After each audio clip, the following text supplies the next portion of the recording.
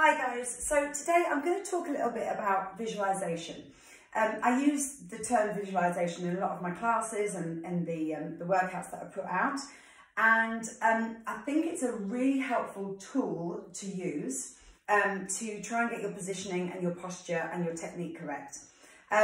So when I talk about visualization, it's something that you're trying to place your mind to a certain point of your body, and you're trying to visualize your body doing a certain thing.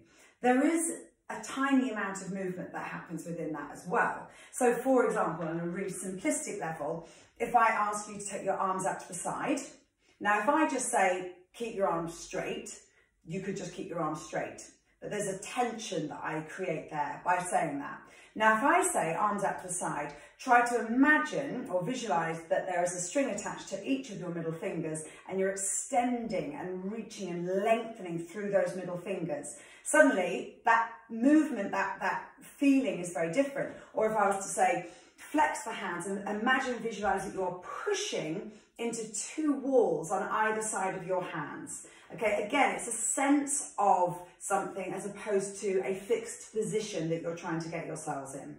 You'll often hear me talking about soft V, about trying to visualize or imagine that your shoulder blades, your scapula, are softening or falling down the back into a soft V and tucking into a pocket at the base of the spine.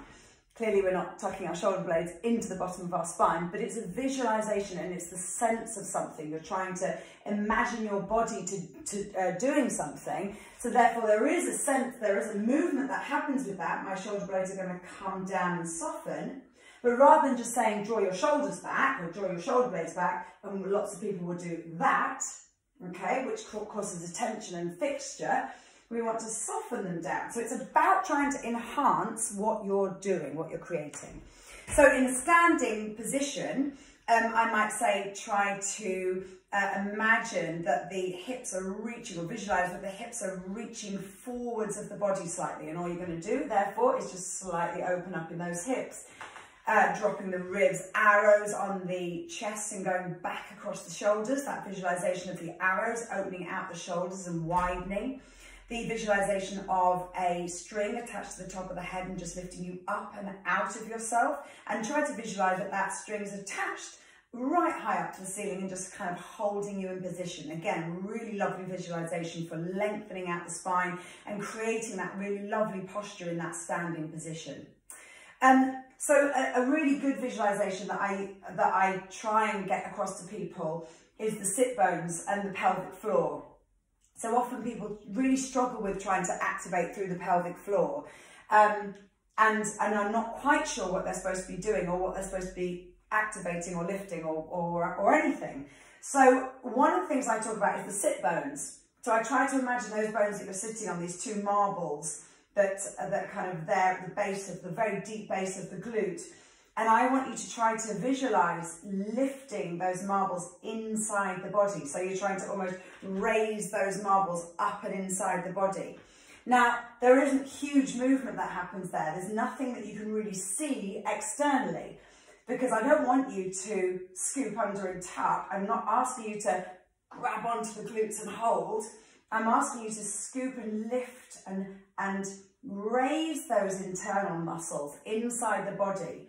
But by maybe trying to think about the sit bones lifting up inside the body, it creates that kind of feeling from the back and the front, raising up and floating in. Another way of doing that is to imagine that you've got like a diamond in your body, and the front of the diamond is your pubic bone, the back of the diamond is your coccyx bone, your tailbone, and then a hip and a hip.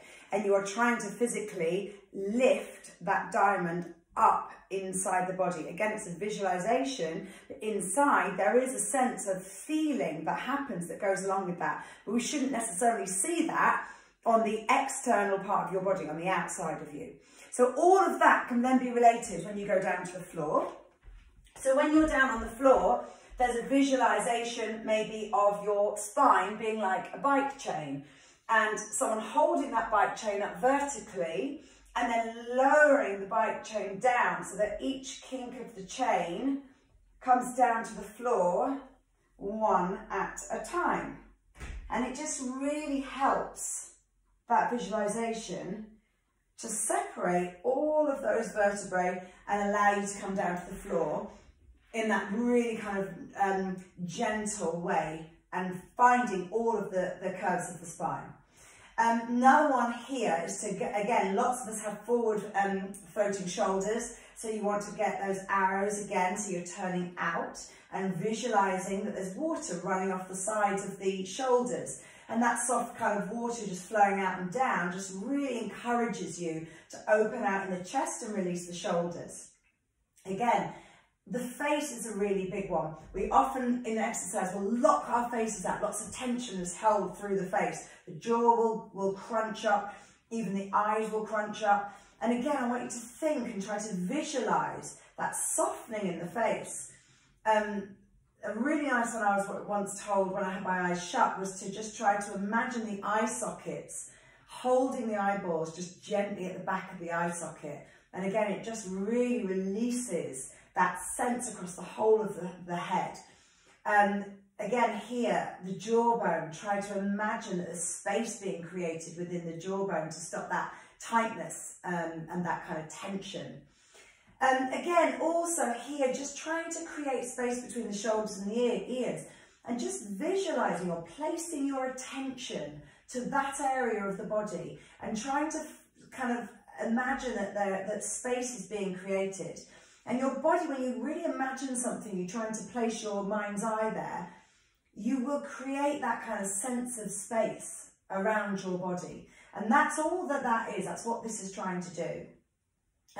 Another one here is trying to visualize this openness in the hips, and that sense of them being stable and flat and in line. Yes, if I'm not taking my attention to the place that I'm wanting to work on, then it's going to go into other places. So if I'm wanting these hips to stay really still, okay, I'm activating through my abdominals, through my pelvic floor. I want this to stay still. So I place my attention, I visualize this area, I see the area, and I try and visualize it being flat. I try and visualize maybe a headlamp on each of my hips that are facing up to the ceiling. And I want to try to visualize those headlamps staying where they are, so that if I lift a leg up, what I don't want to do is I don't want to visualize that leg coming out or that torch shining, and therefore I've lost that activation because my hip rolls. I want to keep that sense, that visual of the torch pointing up and being able to lift my leg and extend it long, and I'm still in that right position because my attention is where I want to work from. Here again, something about the back.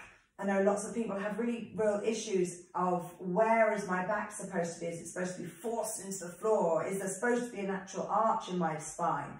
But again, if you have that visualization of length through the spine, growing out through the top of the head, growing out through the base of the tailbone, you're going to lengthen that spine. There's like a kind of, there is a sense, there's a movement, a physical movement, but it's not huge. It's not forced or fixed. You're trying to really use your mind to visualize to visualize the space in the body, and therefore move the body slightly, but it's gentle, okay?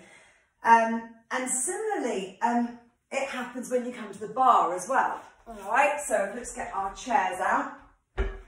And here, you've got a sense of, so one that I use a lot is that there's like an arch that's coming up and over here, and that you start to pour the body or pour the weight over and find the chair there, as opposed to saying lean on your chair and that dips down and everything sags and everything kind of just falls into this chair. Now there's no engagement there, there's no stability here.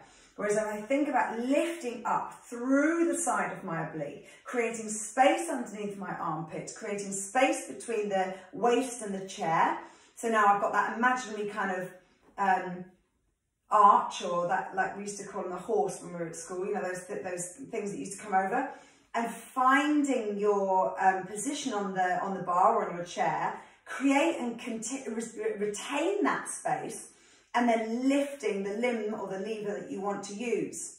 Now, even if I want to take my leg higher and I need to come over a little bit more, I can sustain that feeling of reaching over and I draw into that.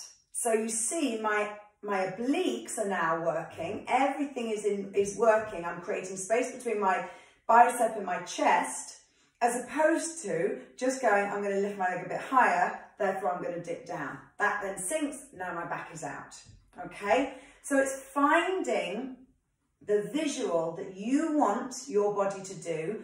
Place your mind or your attention, your focus on where you want to be. So let's say it's my oblique's sagging down, I want to lift it up. I place my attention to it and I imagine that it's floating up. So on this one, I'm thinking I'm creating a string on this side and I'm drawing it and lifting it up. That then keeps me in that position. Here again, I'm thinking about that shoulder blade, drawing down the spine, tucking into that pocket at the lower base of the spine. And here I'm just thinking about floating and lifting and reaching that arm, fingertips being pulled outwards towards my toe. Okay, again, another one, a visualization of a line being drawn straight down from the top of my head to my nose, to my chin, to my sternum, all the way down to the tummy button and pubic bone. There's a line there that I'm trying to visualize and see, and that's going to keep me in that position. And little things like when your feet are on the floor, just taking your attention to your feet and you'll suddenly realize that your toes are gripping into the mat. So then again, just taking that time to just release the toes. Think about lifting the instep, the inner arch of the foot, so you're creating the right structure and stabilizing force through the floor with the foot. But again, it's about taking your mind there, noticing these things, finding the right visualization for you, and then being able to use that. So try as much as possible to, while you're working in different classes and different exercises, try and see your body almost like you're kind of looking down on yourself and watch or kind of understand where your body is in space. So it's all that proprioception. Where is my body placed in space? Not just I'm lifting my arm because somebody's telling me to do it. I'm reaching, I'm floating, I'm extending my arm. I'm feeling the shoulder drawing in towards my body while my fingertips are reaching in the opposite direction and creating space under the armpit. Shoulder blade is down. It's a simple thing, we lift our arm, but you can lift your arm like that, or you can lift your arm like that.